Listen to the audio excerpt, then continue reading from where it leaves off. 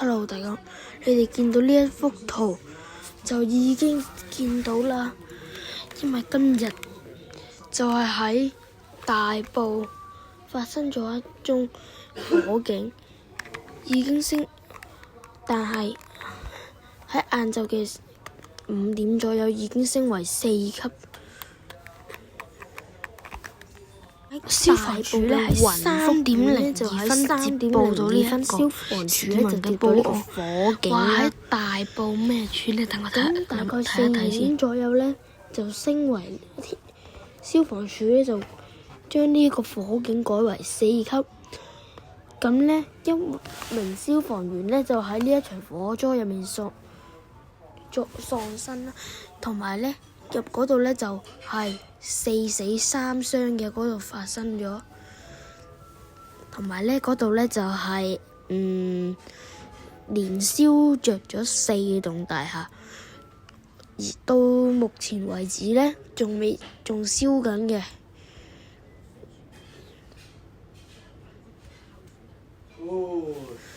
已經燒咗大概5個人啦。大家聽唔聽到啊？13個人死，15人傷。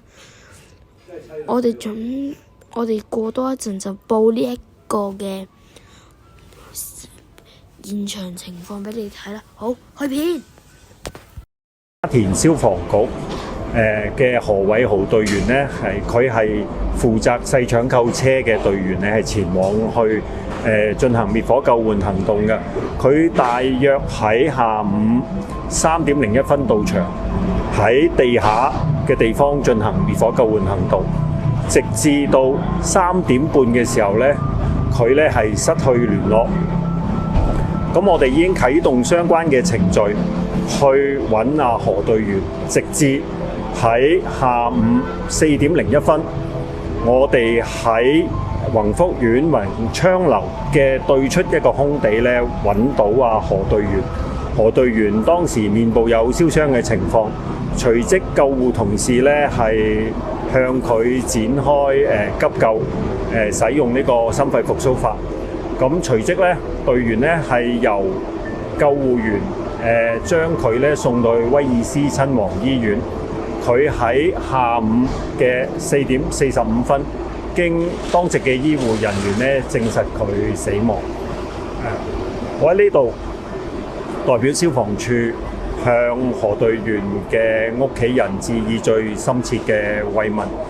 消防處嘅福利組同埋心理輔導組將會對何隊員嘅家人呢作出全面嘅支援，希望佢能夠渡過呢個難關。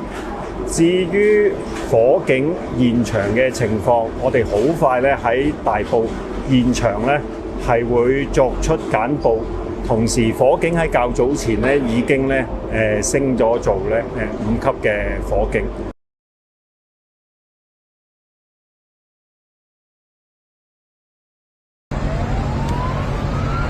哇！冇啦！唉！